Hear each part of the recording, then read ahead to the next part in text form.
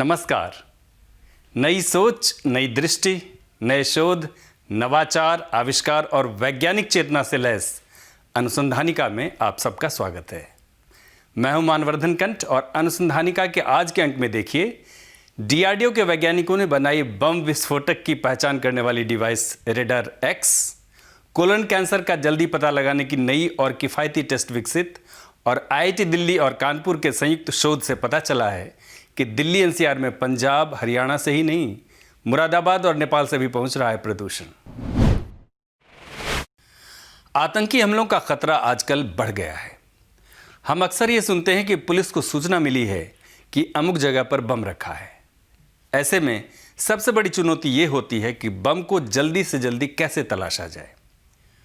विस्फोटक सामग्री का पता लगाने के लिए हर जगह पुलिस या सुरक्षा बलों के पास डॉग स्क्वाड की सुविधा भी नहीं होती। ऐसे में रक्षा अनुसंधान एवं विकास संगठन डीआरडीओ के वैज्ञानिकों ने इस समस्या का प्रभावी हल खोज लिया है। वैज्ञानिकों ने एक ऐसी डिवाइस बनाई है जो विस्फोटकों को आसानी से तलाश लेगी। रेडर एक्स नाम की यह डिवाइस करीब 2 मीटर की दूरी से बम या विस्फोटक की पहचान कर लेती है। आइए देखते हैं ये रिपोर्ट।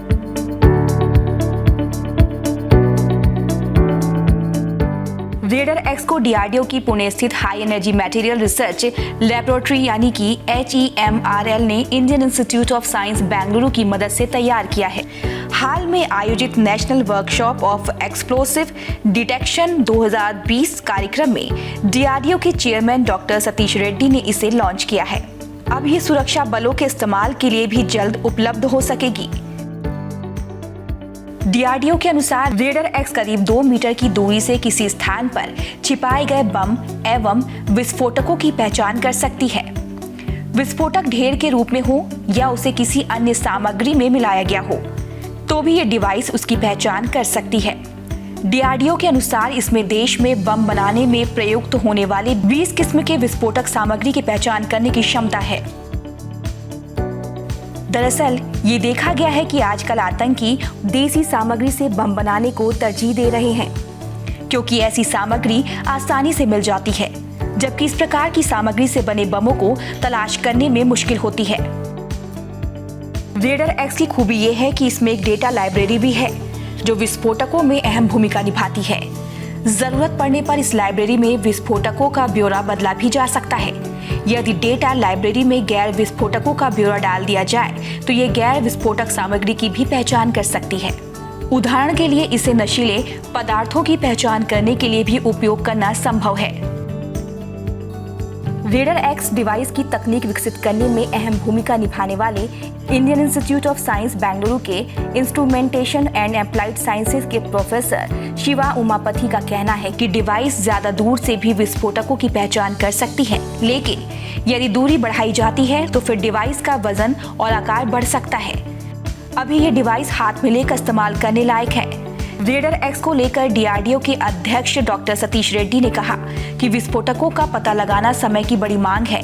ऐसी हल की तकनीक से फायदा हुआ है कि पुलिस एवं सुरक्षा बलों को इसकी उपलब्धता बढ़ेगी। वो आतंकियों एवं शरारती तत्वों के हौसलों को पस्त कर सकेंगे।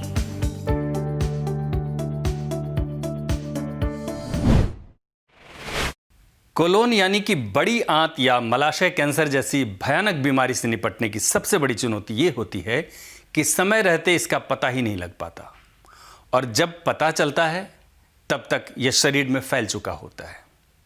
ऐसे में एक अच्छी खबर यह है कि भारतीय वैज्ञानिकों ने कोलोरेक्टल कैंसर की शुरुआत में ही और आसानी से पहचान की तकनीक विकसित की है। आइए देखते हैं ये रिपोर्ट।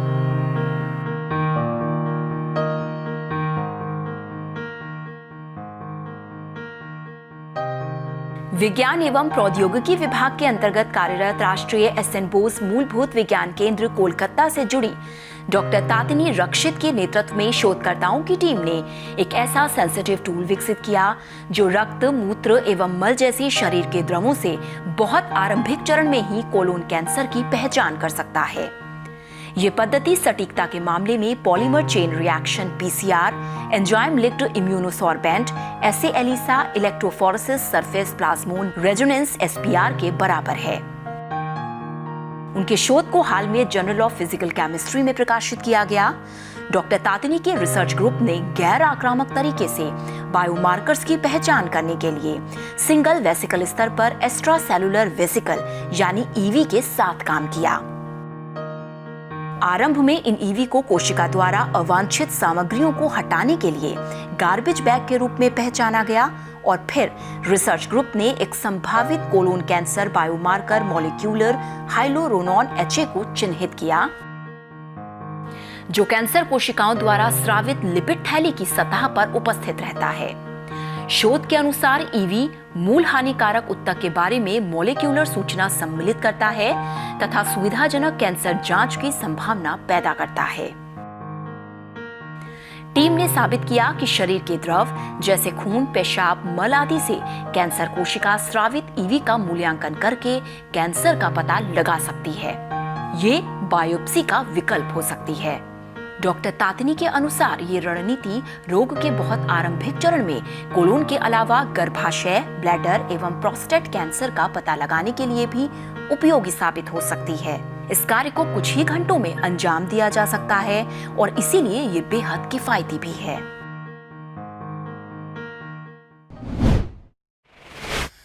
लॉकडाउन के चलते इस बार दिल्ली NCR में हवा की गुणवत्ता अभी अच्छी बनी हुई है, लेकिन सर्दियां शुरू होते ही यहां हवा में प्रदूषण की मात्रा बढ़ने लगती है।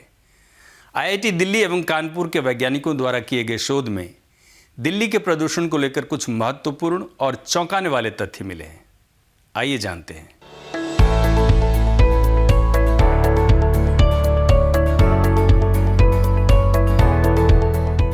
IIT कानपुर के प्रोफेसर सच्चिदानंद त्रिपाठी एवं उनकी टीम द्वारा किए गए अध्ययन में पाया गया है कि सर्दियों में जब दिल्ली की हवा प्रदूषित हुई तो उसमें 35 प्रदूषक तत्व मौजूद थे। इनमें से कई तत्वों की मात्रा तय मानकों से ज्यादा होने की वजह से वो स्वास्थ्य के लिए हानिकारक पाई गई। इनमें प्रमुख रूप से आर्सेनिक, सीसा, पारा, tin, cadmium, aluminium, silicon, sulphur, phosphorus, chlorine, potassium, chromium, iron, cobalt, nickel, copper आदि पाए गए हैं। इनकी मौजूदगी PM10 और PM 2.5 दोनों में पाई गई है। लेड, क्रोमियम समेत कई तत्व तय सीमा से ज्यादा मात्रा में पाए गए। शोधकर्ताओं ने 20 जनवरी से 11 मार्च 2018 तथा 15 जनवरी से 9 फरवरी 2019 के दौरान दिल्ली में ऑनलाइन मटेरियल मॉनिटर के जरिए इन धूल कणों की रियल टाइम मॉनिटरिंग की। इससे हवा में घुले तत्वों तथा उनके स्रोत की पहचान की गई। 2018 और 2019 में IIT दिल्ली में एक यंत्र लगाया था जो इंडिया में पहली बार लगाया गया। इसका नाम है exact metal monitor, real time metal monitor. पहले क्या करते थे हम हवा से सैंपलर पे फिल्टर रखकर उस पे पार्टिकुलेट मैटर को कलेक्ट करके लेबोरेटरी में लाके एनालिसिस करते थे, और जो टाइम टेकिंग होता है जिसमें आपको करीब 4 महीने से लेके 1 साल तक इंतजार करना पड़ता है कि हवा में क्या तत्व मौजूद है। तो इस बार हमने ये पहली बार जो डिपार्टमेंट ऑफ बायोटेक्नोलॉजी और सेंट्रल पोल्यूशन कंट्रोल बोर्ड के सपोर्ट से ये रिसर्च हुआ, इसमें जो रियल टाइम मॉनिटरिंग हमने की उसमें हमें ये X ray fluorescence XRF based technique है जिसमें हवा से सैंपल सीधे आते हैं और वो तुरंत आपको बता देते हैं कि कितने मेटल या एलिमेंट्स प्रेजेंट हैं पार्टिकुलेट मैटर में। तो ये इसके आधार पे हमें तुरंत पहली बात मालूम चल गई कि कितने मेटल्स एलिमेंट्स मौजूद हैं। तो ये मॉनिटर लगभग 50 एलिमेंट्स को मॉनिटर कर सकता है, जिसमें 35 एलिमेंट की मात्रा हमें इतनी मिली जो आप कह सकते हैं कि वो डिटेक्शन लिमिट से ज्यादा थी, जिनको हमने यूज किया आगे एनालिसिस में, ठीक है। और बाद में उसमें से 25 मेटल्स को हमने यूज किया सोर्सेस को पता करने में, ठीक है। तो ये हमने 2018 और 19 में जनवरी फरवरी में ये किया। इस शोध में दूसरी महत्वपूर्ण बात ये पाई गई है कि सबसे ज्यादा दिल्ली की हवा में सुबह 3 बजे से 8 बजे के बीच धूल कणों की ज्यादा मौजूदगी पाई गई। ये दरअसल देर रात से दिल्ली की हवा में टिकने लगते हैं तथा सुबह तक कायम रहते हैं। इसके बाद फिर छटने शुरू होते हैं। सुबह ज्यादातर लोग सैर पर निकलते हैं, लेकिन इस अध्ययन से साफ है कि सुबह की हवा घातक हो सकती है इस हिसाब से आम लोगों के लिए भी यह अध्ययन महत्वपूर्ण है। शोध के दौरान प्रदूषणकारी तत्वों की रियल टाइम मौजूदगी के साथ साथ उनके स्रोत का भी पता लगाने की कोशिश की गई। आमतौर पर दिल्ली में प्रदूषण के लिए पंजाब, हरियाणा में किसानों के पराली जलाने को जिम्मेदार मान लिया जाता है, लेकिन ऐसा नहीं है। सच्चिदानंद त्रिपाठी बताते हैं कि पीएम कणों में सबसे ज्यादा मात्रा में क्लोरीन और सिलिकॉन थे और ये सभी कण दिल्ली के बाहर से 3 वायु मार्गों से पहुंचे थे। क्लोरीन, ब्रोमीन और सेलेनियम पंजाब और हरियाणा से आए थे, जबकि sulphur, chromium, nickel, manganese Uttar Pradesh की तरफ से खासकर मुरादाबाद के उद्योगों से आए। कॉपर, कैडमियम और लेड नेपाल की हवाओं से यहाँ पहुंचे। वहीं लेड, टिन और सेलेनियम के कण हरियाणा, पंजाब और पाकिस्तान की हवाओं से दिल्ली पहुंचे।